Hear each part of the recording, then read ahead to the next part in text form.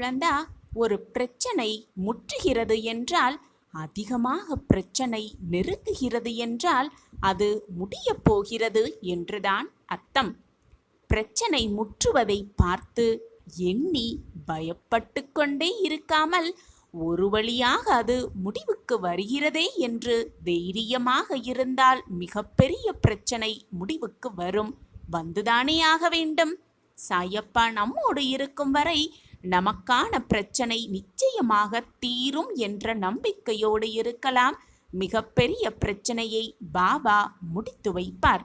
சாயப்பா இருக்க நமக்கு ஏன் மனக்கவலை?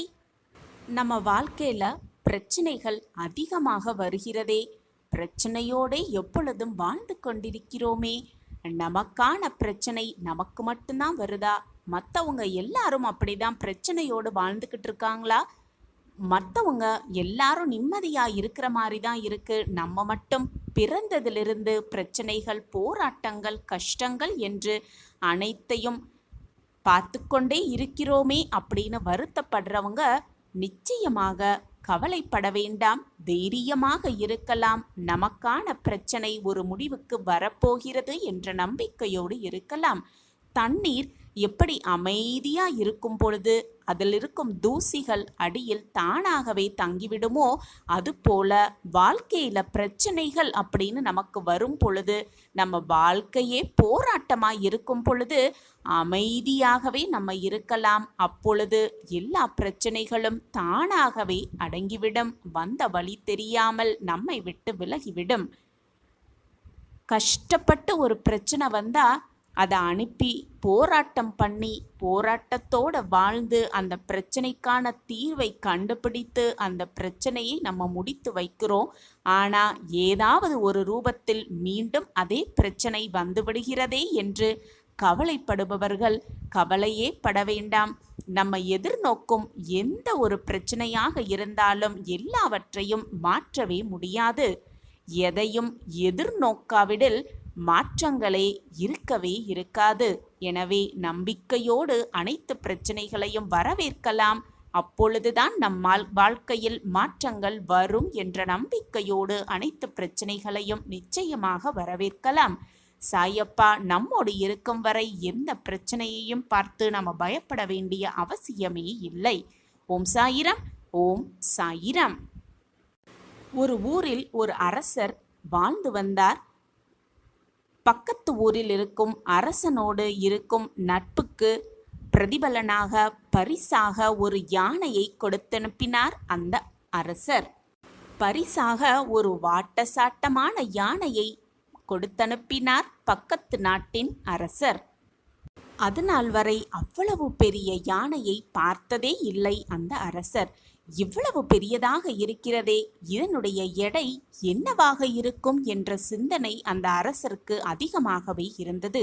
அதனுடைய எடையை எப்படியாகவும் பார்த்தே தீர வேண்டும் என்ற எண்ணமும் அந்த அரசருக்கு அதிகமாகவே எழுந்தது. ஏனென்றால் பார்ப்பதற்கு மிக வாட்டசாட்டமாகவும் கம்பீரமாகவும் இருந்தது அந்த யானை. எப்படி அந்த யானையின் எடையை சோதித்து பார்க்கலாம் என்ற எண்ணம் அந்த அரசருக்கு வந்தது. ஏனென்றால் அந்த காலத்தில் எடை மேடை என்பது கிடையவே கிடையாது. யானையை அளக்கும் அளவிற்கு தராசும் கிடையாது அவருடைய அரசவையில். உடனே தன்னுடைய மந்திரிகளையெல்லாம் அழைத்து இந்த யானையுடைய எடையை எப்படி சோதிப்பது என்ற கேள்வியை எழுப்பினார் அரசர். அந்த மந்திரிகளும் பலமாக சிந்தித்து இதை எடையை சோதிப்பதற்கான எந்த கருவியும் நம்மிடம் இல்லை அரசே என்று கூறிவிட்டனர்.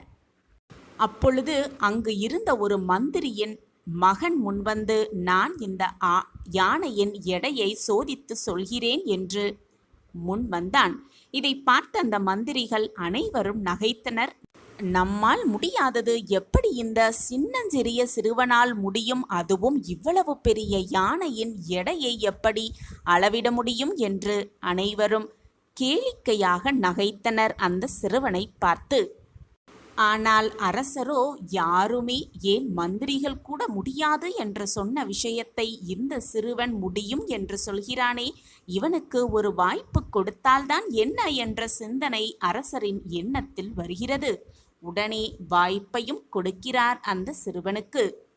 உடனே அந்த சிறுவன் அரசனின் கட்டளைப்படி அந்த யானையை பக்கத்தில் இருக்கும் ஒரு ஆற்றின் கரைக்கு அழைத்து செல்கிறான். அந்த சிறுவன் என்னதான் செய்கிறான் என்பதை பார்ப்பதற்காக அந்த அரசவையில் இருந்த அரசர் உட்பட அனைவருமே அந்த சிறுவன் பின்னால் செல்கின்றனர் ஆற்றங்கரைக்கு. அங்கே அந்த சிறுவன் அரசனிடம் தனக்கு ஒரு படகு வேண்டுமென்று அரசனிடம் கேட்டான். உடனே அரசரும் சிறுவன் கேட்டுக்கொண்டதற்கிணங்க ஒரு படகையும் கொடுத்தார் அந்த சிறுவனிடம். உடனே அந்த சிறுவன் அங்கு இருக்கும் காவலாளிகளின் உதவியோடு அந்த யானையை, மிகப்பெரிய யானையை அந்த படகில் ஏற்றினான். மிகப்பெரிய யானை, அதிக எடையுடைய யானை படகில் ஏறியவுடன் படகு சிறிதளவு தண்ணீரில் மூழ்கியது. உடனே அந்த சிறுவன் ஒரு கரி துண்டை எடுத்து எந்த அளவு அந்த படகு தண்ணீரில் மூழ்கியிருக்கிறதோ அந்த அளவிற்கு ஒரு குறியீடை வரைந்து வைத்து கொண்டான்.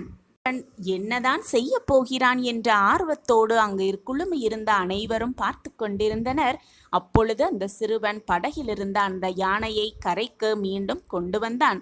பிறகு சிறிய பெரிய கற்களாக அனைத்து கற்களையும் அந்த படகில் ஏற்றினான் அந்த சிறுவன். ஏற்ற ஏற்ற படகு மீண்டும் தண்ணீரில் மூழ்கிக் கொண்டே இருந்தது. தான் வரைந்த அந்த குறியீடு வரும் வரை கற்களை மீண்டும், அதிகமான வலுவுள்ள கற்களை மீண்டும் ஏற்றிக்கொண்டே இருந்தான் அந்த சிறுவன். அந்த யானை ஏறியவுடன் படகு எந்த அளவுக்கு தண்ணீரில் மூழ்கியதோ, அந்த சிறுவன் எதனால் அந்த குறியீடை வரைந்தானோ அந்த அளவு மூழ்கும் வரை கற்களை ஏற்றினான் அந்த சிறுவன். பிறகு படகிலிருந்த அத்தனை கற்களையும் எடுத்து ஒவ்வொரு கற்களாக எடை போடும் அந்த தராசில் வைத்து ஒவ்வொரு கற்களையும் எடை போட்டு ஒவ்வொரு எடையையும் கூட்டிக் கொண்டே வந்தான் அந்த சிறுவன். அனைத்து கற்களின் எடையும் கூட்டிவிட்டு பிறகு அரசனிடம் போய் இதுதான் அந்த யானையின் மிக சரியான எடை என்று கூறும் பொழுது அங்கு இருந்த அனைவருமே கைத்தட்டி ஆரவாரம் செய்தார்கள் அந்த சிறுவனின் அறிவு திறமையை பார்த்து. யானையின் எடையை சோதிக்க வேண்டும் என்று அரசர் சொன்னவுடன் அங்கு குழுமியிருந்த அத்தனை மந்திரிகளும் அந்த யானையின் எடையை ஒட்டுமொத்த பெரிய மலையாகவே பார்த்தார்கள், பிரச்சனையாகவே அதை பார்த்தார்கள். அது ஒரு மிகப்பெரிய காரியமாகவும் தீர்க்கவே முடியாத சவாலாகவும் அனைவர் கண்களுக்கும் அது தெரிந்தது. அப்படி நினைத்ததால் தான் அதன் எடையை சரியாக கணிக்க முடியும் என்று யாருமே யோசனை கூட செய்யவில்லை. இது மிகப்பெரிய சவால், இதை யாருமே செய்யவே முடியாது என்ற கோணத்தில்தான் அனைவருமே பார்த்தார்கள். ஆனால் அந்த சிறுவனுக்கோ அந்த யானை பல எடைகளோட கூட்டுத் தொகையாக தெரிந்ததால் தான் அந்த யானையின் எடையை என்னால் கணிக்க முடியும் என்று சர்வசாதாரணமாக கூறினான். அதனால்தான் அவனால், அந்த சிறுவனால் அந்த சவாலையும் சந்திக்கவும் முடிந்தது, வெற்றியடையவும் முடிந்தது, அரசனின் பெருமையையும் பெற்றுக்கொள்ள முடிந்தது. அதே மாதிரிதான் நாமும் எவ்வளவு பெரிய பிரச்சனைகளை நம் வாழ்க்கையில் சந்தித்தாலும் கூட, அல்லது மிகப்பெரிய காரியத்தை செய்து முடிக்க வேண்டும் என்றாலும் நடக்கவே நடக்காது என்று நினைத்த காரியத்தை செய்ய வேண்டும் என்ற எண்ணம் மனதில் தோன்றினாலும் கூட, இவ்வளவு பெரிய பிரச்சனையா, இவ்வளவு பெரிய போராட்டமா, இவ்வளவு பெரிய செயல்களா என்று மலைத்து பார்க்காமல் அதை சின்ன சின்ன பகுதிகளாக பிரித்து பார்க்க வேண்டும். பிரச்சனைகளை சிறிது சிறிதாக பார்க்க நேர்ந்தால், பார்க்கும் கண்ணோட்டத்தை வளர்த்து கொண்டால், சிறு சிறு பிரச்சனைகளாக தீர்த்துவிட்டு மிகப்பெரிய பிரச்சனையை மிக சுலபமாக தாண்டி வந்துவிடலாம். வெற்றியை நம் வசமாக்கிக் கொள்ளலாம். போராட்டமான வாழ்க்கையை மிக சுலபமாக சமாளித்து விடலாம். எவ்வளவு பெரிய பிரச்சனையாக இருந்தாலும் இறைவன் நாம் தாங்கும் பிரச்சனையை மட்டுமே நமக்கு தருவார், அதற்கான தீர்வையும் கொடுப்பார் என்ற நம்பிக்கையோடு இருக்கலாம். சாயப்பா நம்மோடு இருக்கும் வரை பிரச்சனைகளோ, போராட்டங்களோ, கவலைகளோ, துன்பங்களோ எது வந்தாலும் சுலபமாக அதற்கான தீர்வை தருவார் என்ற நம்பிக்கையோடு இருக்கலாம். உத்திரவாதம் உன் சாயப்பா தருகிறேன். இதை கேட்கும் போதே மிகப்பெரிய தடை ஒன்று உன் வாழ்க்கையை விட்டு அகலும். இதற்கு உன் சாயப்பா நானே பொறுப்பு. இதோ உனக்கான வேலைகள் எல்லாமே முடிந்துவிட்டது. இனி தடைபெற்ற காரியமெல்லாம் உனக்கு சாதகமாகவே முடியும். உனக்கு சாதகமாகவே நிகழும்படி நான் பார்த்து செய்வேன். நானே முன் நின்று எல்லாமே உனக்கு நடத்தி வைப்பேன். இனி நீ நினைத்தது எல்லாமே உனக்கு சாதகமாகவே முடியும். அதற்கு நான் உனக்கு உத்திரவாதம் தருகிறேன். நம்பிக்கையில்தான் நல்ல வாழ்க்கையே அடங்கியிருக்கிறது. நம்பிக்கையுடன் செய்யப்படும் செயல்கள் எல்லாமே நன்மையாகவும் வெற்றிகரமாகவும் முடியும் என்பதுதான் உண்மையிலும் உண்மை. இறைவனிடத்தில் வேண்டுதல் வைக்கும் போதே நம்பிக்கையையும் முழுமையாக இருந்தால் வேண்டுதல் வேண்டியபடி நடக்கும் என்பதுதான் நிதர்சனமான உண்மை. ஆனால் மனிதர்களுக்குள் நம்பிக்கை என்பது உறுதியாக இருக்க வேண்டும். ஒருவன் முன்னால் நான் வெற்றி பெறுவேன் என்று பிறர் மீதோ மற்றவற்றின் மீதோ முழுமையாக வைக்கப்படும் போது அந்த நம்பிக்கையின் ஆயுளும் வெற்றியும் கேள்விக்குறியாக மாறிவிடுகிறது. ஒரு ஊரில் வில் வித்தையில் சிறந்து விளங்கும் வீரன் ஒருவன் இருந்தான். அவனுடைய வில்லின் மீது அபார நம்பிக்கை அவனுக்கு. குறி தவறாமல் எய்துவதில் அவன் முதன்மையானவனாக இருந்ததால் அவனுக்கு கர்வமும் அதிகமாகவே இருந்தது. ஒரு முறை அந்த ஊருக்கு முனிவர் ஒருவர் சீடர்கள் படை சூழ வந்திருந்தார்.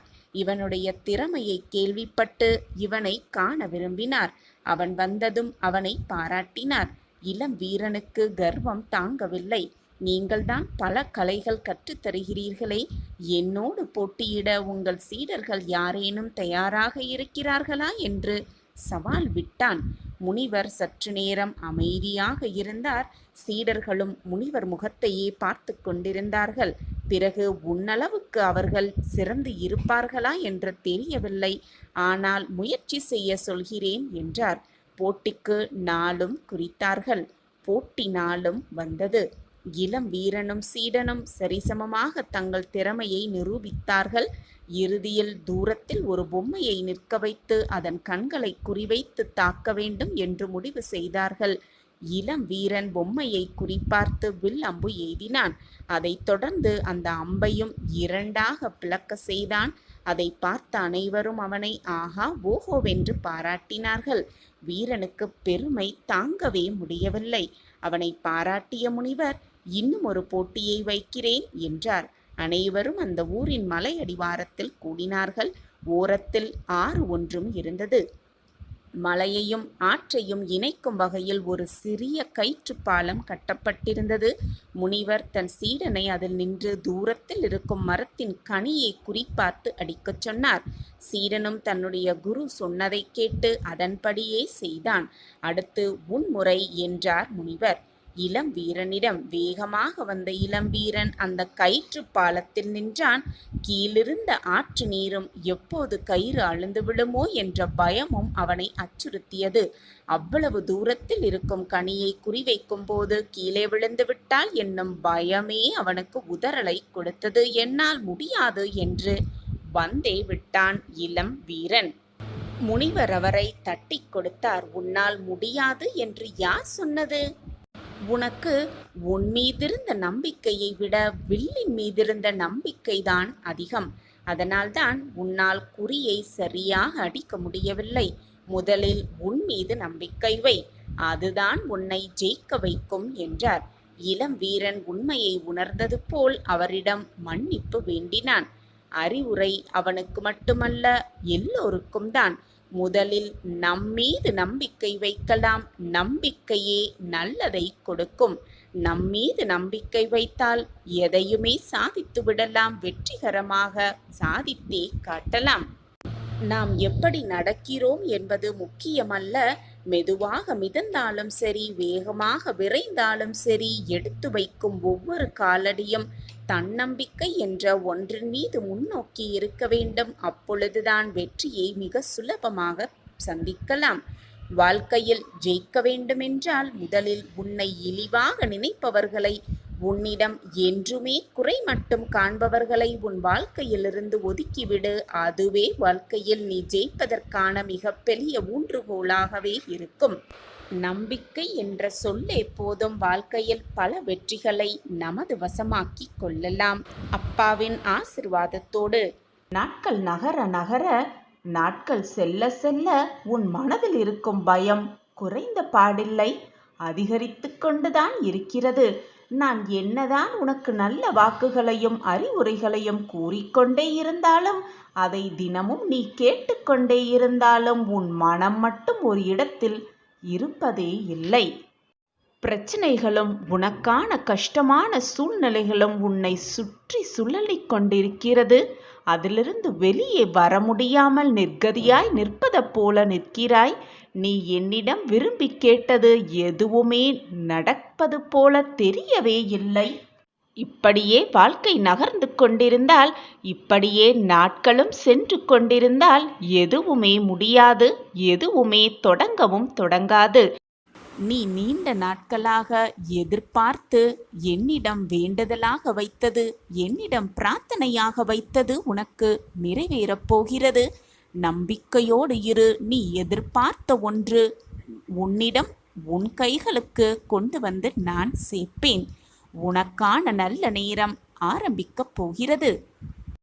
உன்னுடைய வாழ்வு முதலில் எதை நோக்கி செல்கிறது, எதை நோக்கி பயணப்படுகிறது என்பதை ஆராய்ந்து முதலில் தெளிவாக புரிந்து கொள்.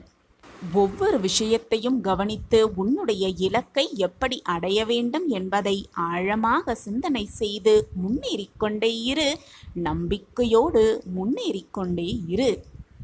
உன்னுடைய சோம்பேறித்தனத்தை, அலட்சியமாக நினைக்கும் உன்னுடைய சிந்தனையை எது வந்தாலும் பார்த்து கொள்ளலாம் என்று அலட்சியமாக இருக்கும் உன்னுடைய மனநிலைமையை முதலில் மாற்றிக்கொள்ள வேண்டும். வாய்ப்புகளும் சந்தர்ப்பங்களும் உன்னை நோக்கி வரும் பொழுது பார்த்து கொள்ளலாம் என்று காத்து கொண்டே இருப்பதை விட, உனக்கான வாய்ப்புகளையும் சந்தர்ப்பங்களையும் நீ உருவாக்கி கொள்வதுதான் மிக மிக சிறப்பு. உன்னுடைய தேடலையும் உன்னுடைய பாதையையும் உன்னுடைய வழியையும் நீ தேடத் துவங்கு.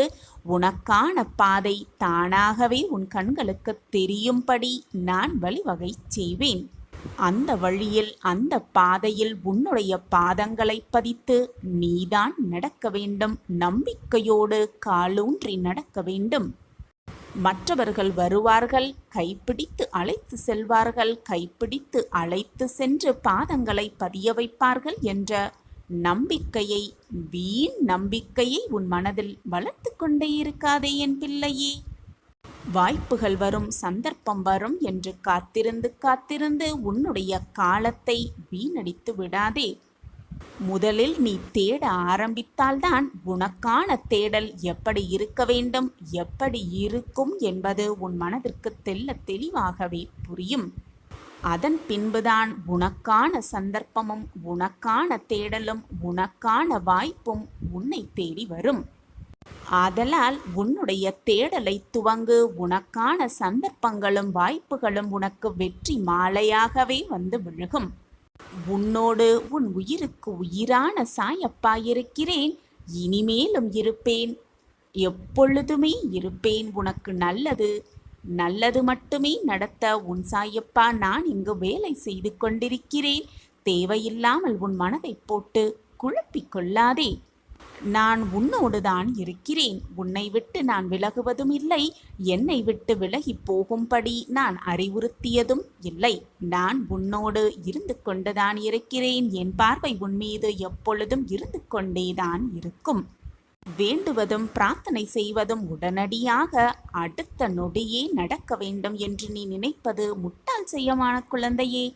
கேட்டவுடன் எல்லாமே கிடைத்துவிட்டால் அதில் இருக்கும் சுவாரஸ்யம் உனக்கு புரியாது. கேட்டவுடன் எல்லாமே கிடைத்துவிட்டால் அதில் இருக்கும் மதிப்பும் உனக்கு தெரியாது. உனது வேண்டுதல்கள், ஆசைகள் எல்லாமே கேட்கப்பட்டு விட்டது. அதற்கான வழிகளும் தீர்வும் ஏற்பாடாகி கொண்டே இருக்கிறது. நான் அதை ஏற்படுத்தி கொண்டே இருக்கிறேன். தகுந்த நேரத்தில் தக்க சமயத்தில் அதை உன்னிடம் கொண்டு வந்து சேர்க்கும் பொறுப்பை நான் ஏற்றுக்கொண்டிருக்கும் பொழுது உன் மனதில் தேவையில்லாத சஞ்சலம் எழ வேண்டிய அவசியமே இல்லை. உன் சாயப்பா உன்னோடு இருக்கும் வரை நீ எதற்குமே கலங்கவோ வருத்தப்படவோ வேதனைப்பட வேண்டிய அவசியமே இல்லை குழந்தையே. உனக்கான ஏற்ற காலம்தான். உனக்கு வேண்டியது எல்லாமே உனக்கு சுலபமாக மிக சுமூகமாக முடியும் என்பதை நீ என்னிடம் நெருங்கியவுடனே, என்னிடம் பிரார்த்தனை வைத்தவுடனேயே நீ தெரிந்து கொள்வாய். கலங்காதே, சந்தோஷமாக இரு. நீ நினைப்பது எல்லாமே உனக்கு சாதகமாக நடக்கப் போகிறது. உன் வாழ்க்கையில் அதிரடி மாற்றங்கள் ஒவ்வொன்றாக நிகழப்போகிறது. நல்ல செய்தி, நல்ல நிகழ்வு, இனிப்பான மங்களகரமான நிகழ்வு உன்னை நோக்கி ஒவ்வொன்றாக வரத் துவங்கும். அளவு கடந்த கவலையையும் வேதனையும் சோகத்தையும் அனுபவித்துக் கொண்டே இருக்கிறேனே, என் வாழ்க்கையில் எப்பொழுதுதான் மாற்றங்கள் நிகழும் என்று மனதை போட்டு வேதனைப்படுத்திக் கொள்ளாதே, குழப்பிக் கொள்ளாதே. நான் சாய், உன்னுடைய அப்பா, உன் வாழ்க்கைக்கு நல்லது நிகழ்த்தாமல், நல்லதை நடத்தாமல், உன் முகத்தில் ஆனந்தத்தை பார்க்காமல் நான் ஓயவே மாட்டேன். நீ எதற்காக இவ்வளவு நாள் காத்து கொண்டிருந்தாயோ அது உனக்காகவே நிறைவேறப் போகிறது. நீ நினைப்பதற்கு மேலாகவே உன் வாழ்வில் எல்லாம் உனக்கு சாதகமாக நிகழப் போகிறது. நான் உனக்கு எப்பொழுதுமே துணையாக இருப்பேன். உன்னை நன்றாக புரிந்து கொள். எப்பொழுதுமே உன்னுடைய குறைகளை மற்றவர்களிடம் பகிர்ந்து கொள்ளாதே.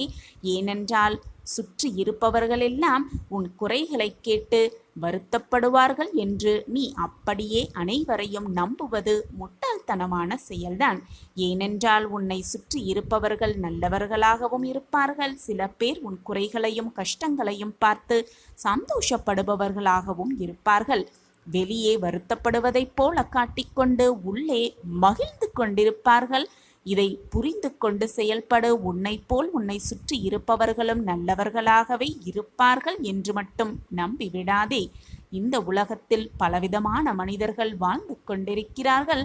சிலர் நல்லவர்களாகவும் இருப்பார்கள், சிலர் தீயவர்களாகவும் இருப்பார்கள், சிலர் வேதனையை உண்மையாக புரிந்து கொள்பவர்களாகவும் இருப்பார்கள். அவர்கள் தகுதியை அறிந்து தரத்தை பிரித்து அவர்களோடு பழகிக்கொண்டால் உன் மனதும் லேசாகும், உன் வாழ்வும் வெற்றிகரமாகவே இருக்கும். உனக்கான நல்ல அறிகுறியாகவே இந்த பதிவு உனக்கு கிடைக்கும். என்னுடைய ஆசிர்வாதத்தால் இதுவரை உன் வாழ்க்கையில் நீ இழந்தது, நீ விரும்பியது அனைத்தும் உன்னிடமே வந்து சேரும். அதனால் எதை பற்றியும் கவலைப்படாதே என் செல்லமே. எது நீ இழந்தாலும், எது உன்னை விட்டு சென்றாலும், எது உன் மனதை காயப்படுத்தினாலும் உன் சாயப்பாவை மட்டும் நீ விலகவே இல்லை குழந்தையே. நானும் உன்னை விலகவே மாட்டேன். உன் சாயப்பா உன் மீது காட்டும் பரிவையும் பாசத்தையும் அன்பையும் நீ இதுவரை இழக்கவே இல்லை.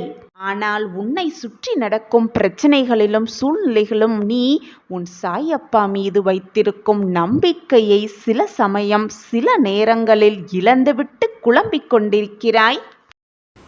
கலங்காதே என் குழந்தையே, நான் இருக்கிறேன்.